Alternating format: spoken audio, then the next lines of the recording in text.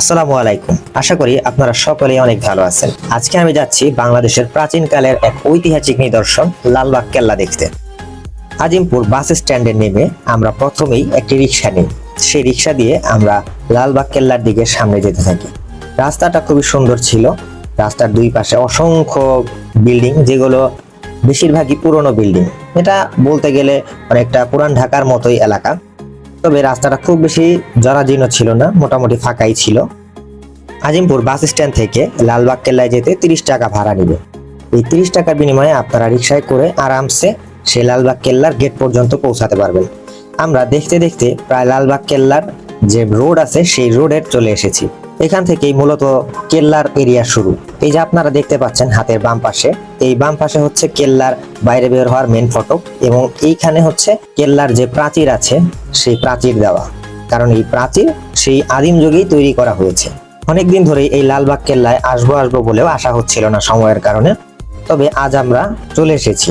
আমি লাস্ট এসেছিলাম 2017 সালের দিকে। তখন যেভাবে দেখেছি এখনো ওইভাবেই আমার কাছে মনে হচ্ছে, তেমন কোনো পরিবর্তন আমি দেখতে পাচ্ছি না। লালবাগ কেল্লার যে অপোজিট সাইডের আছে রাস্তার, সেখানে বিভিন্ন ধরনের রেস্টুরেন্ট পাবেন, এবং রেস্টুরেন্টগুলা খুবই নামি দামি রেস্টুরেন্টও আছে।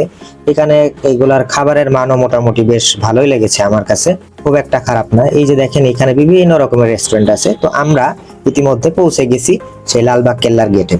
যারা এই কেল্লা ঘুরে দেখতে চাচ্ছেন ভবিষ্যতে, তারা অবশ্যই সময়সূচি দেখে আসবেন, তা না হলে কিন্তু বিপদে পড়ে যাবেন। তবে এখানে ঢুকতে হলে আপনাকে টিকিট কেটে ঢুকতে হবে। প্রাপ্তবয়স্কদের জন্য 30 টাকা, এবং বয়স অনুযায়ী এবং দেশ অনুযায়ী টিকিটের দাম ভিন্ন ভিন্ন হতে পারে। তা আমরা টিকিটের জন্য লাইন ধরেছি, কারণ এখানে দর্শনার্থীদের বেশ ভিড় ছিল। 30 টাকায় আমরা দুটো টিকিট কিনে নিলাম। তো টিকিট কিনে আমরা এখন লালবাগ কেল্লার ভিতরে প্রবেশ করেছি।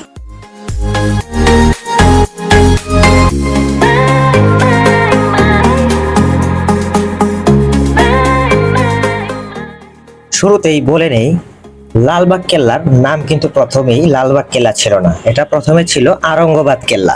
লালবাগ কেল্লার নির্মাণ কাজ শুরু হয় 1678 সালে। তৎকালীন মুঘল সম্রাট আজম শাহ এর নির্মাণ কাজ শুরু করেন। যদিও আজম শাহ খুব কম সময়ের জন্য সম্রাট হিসেবে ছিলেন, তবুও অল্প সময়ের মধ্যে তিনি এই অসাধারণ কাজটি শুরু করেন। এই আজম শাহ ছিলেন মুঘল সম্রাট আওরঙ্গজেবের পুত্র আর সম্রাট শাহজাহানের নাতি।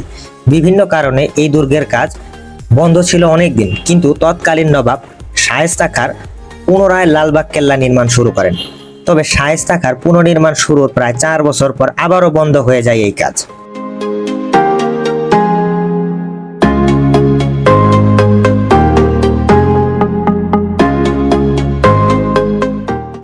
নবাব শায়েস্তা খাঁর মেয়ে পরী বিবি মারা যাওয়ার কারণেই মূলত লালবাগ কেল্লা নির্মাণ কাজটা বন্ধ হয়ে যায়। পরী বিবির এই মৃত্যুর কারণে মানুষের মাঝে নানা ধরনের বিদ্রূপ ধারণার জন্ম নেয়।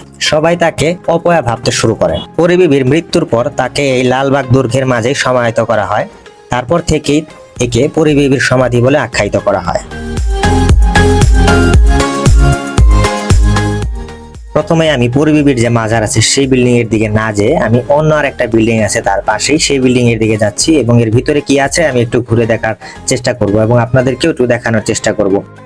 তো ইতিমধ্যে আমরা চলে এসেছি এই বিল্ডিংটার সামনে। এটাও বেশ পুরনো একটা বিল্ডিং, সেই শায়েস্তা খাঁ আমলেরই একটা বিল্ডিং।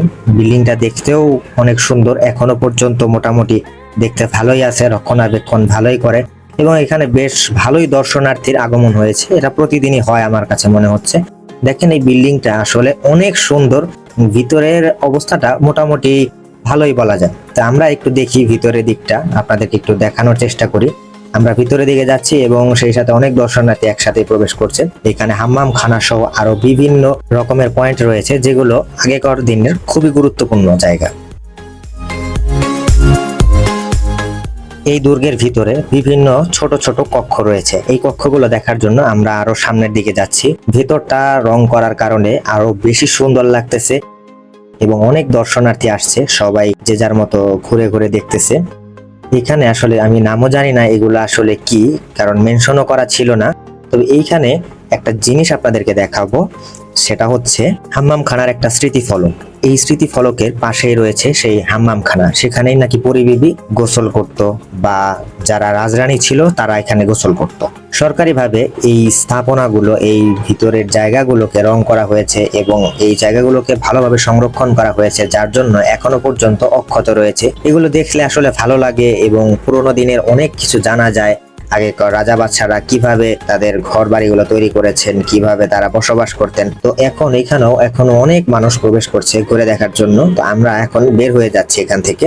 তো বের হয়ে আমি অন্য যে স্থানগুলো আছে, পয়েন্টগুলো আছে, সেখানে যাব। তো ততক্ষণ আপনারা আমাদের সাথেই থাকুন এবং আমাদের দেখতে থাকুন। যারা আমার চ্যানেলটিকে এখনো সাবস্ক্রাইব করেননি, দয়া করে আমার চ্যানেলটিকে সাবস্ক্রাইব করে দিবেন এবং একটি লাইক দিয়ে দিবেন।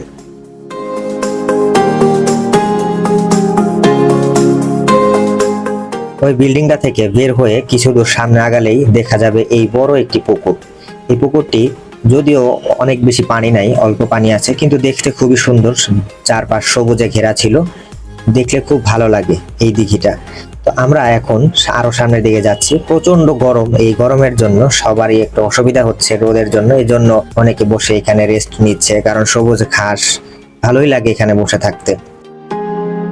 এখন আমি যাব ওই যে আপনারা যে টিলাগুলো দেখতে পাচ্ছেন উঁচু উঁচু, সেই টিলার উপরে।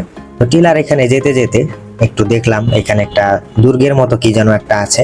তো আমি সামনে এগিয়ে যাচ্ছি দেখার জন্য যে দেখি এখানে আসলে কি আছে। তবে এখানে দেখলাম তেমন কিছু নেই। এখানে একটা বিশাল প্রাচীর দেওয়া আছে, পুরনো, মানে ভাঙাচোরা অবস্থা, খুব বেশি একটা ভালো অবস্থায় নাই এই প্রাচীরটা।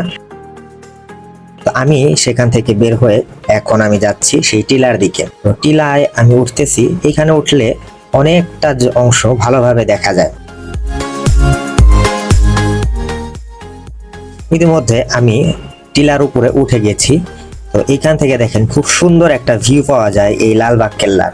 দেখতে খুব ভালো লাগে, সবুজ সুন্দর বাগান করা, তো আসলে মনোমুগ্ধকর একটা পরিবেশ।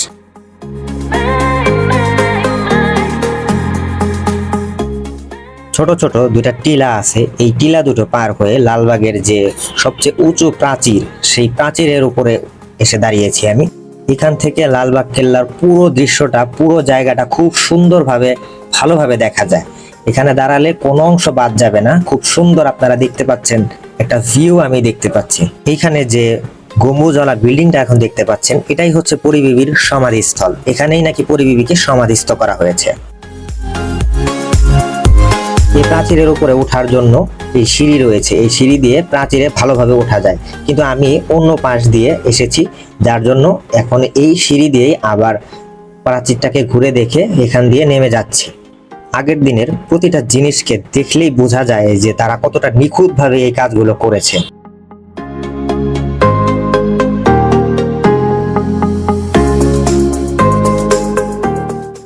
আমি সেই উঁচু প্রাচীর থেকে নেমে পরিবিবির যে সমাধিসৌধ আছে সেখানের দিকে এগিয়ে যাচ্ছি। বাংলাদেশের এই একটিমাত্র ইমারতে মার্বেল পাথর, কোষ্টি পাথর ও বিভিন্ন রকমের টালির সাহায্যে তৈরি করা হয়েছে।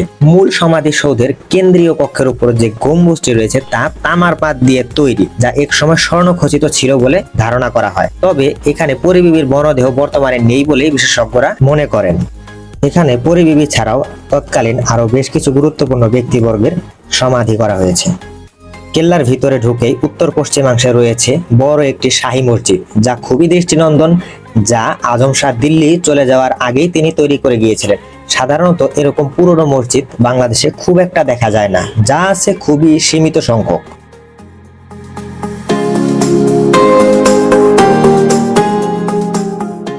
কেল্লার ভিতরে বেশ কিছু পানির ফোয়ারা রয়েছে, যেগুলো আসলে বন্ধ ছিল, কিন্তু এগুলো নষ্ট কিনা আমি জানি না। তবে এগুলো যদি চালু করা হতো তাহলে আরো বেশি সুন্দর লাগতো, আরো বেশি দৃষ্টিনন্দন হতো। তবে আমাদের প্রায় সময় শেষ হয়ে গিয়েছে, কারণ 6টার মধ্যে আমাদের বের হয়ে যেতে হবে। কিন্তু আমরা হাঁটতে হাঁটতে অনেক ক্লান্ত হয়ে গেছি, তাই আমরা বসে এখানে একটু রেস্ট নিচ্ছি। রেস্ট নেওয়া শেষ করে আমরা এখন এই গেট দিয়ে বের হয়ে যাব, কারণ এখন সময় শেষ হয়ে গিয়েছে। মাইকে বারবার ঘোষণা আসছে যে আপনাদেরকে এখন চলে যেতে হবে, কারণ এইখানে সন্ধ্যা 6টার পর থেকে আর কাউকেই ভেতরে থাকতে দেওয়া হয় না। আপনারা দেখতেই পাচ্ছেন কি পরিমাণ লোকের সমাগম হয় এই লালবাগ কেল্লায় প্রতিদিন। আসলে ঢাকার ভিতরে তেমন কোনো ঘোরার জায়গা নেই, তো এজন্য আসলে মানুষ এখানে একটু রিল্যাক্সের জন্য আসে পরিবার পরিজন নিয়ে। তবে জায়গাটা আসলে খুবই সুন্দর, আমার ভালো লেগেছে, আশা করি আপনাদেরও ভালো লাগবে। তো তবে আমার একটা অনুরোধ যে আপনারা এই জায়গাগুলোর পরিবেশটা সুন্দর রাখবেন, যত্রতত্র ময়লা না ফেলে নির্দিষ্ট জায়গায় ময়লা ফেলবেন এবং এর যে সুশৃঙ্খল পরিবেশ আছে সেটা বজায় রাখবেন। এই ফটকটা হলো সেই ফটক যেটা আমি রিকশায় বসে প্রথমেই আপনাদেরকে দেখিয়েছিলাম লালবাগ কেল্লায় ঢোকার সময়, সেটা দিয়েই বের হচ্ছি আমরা।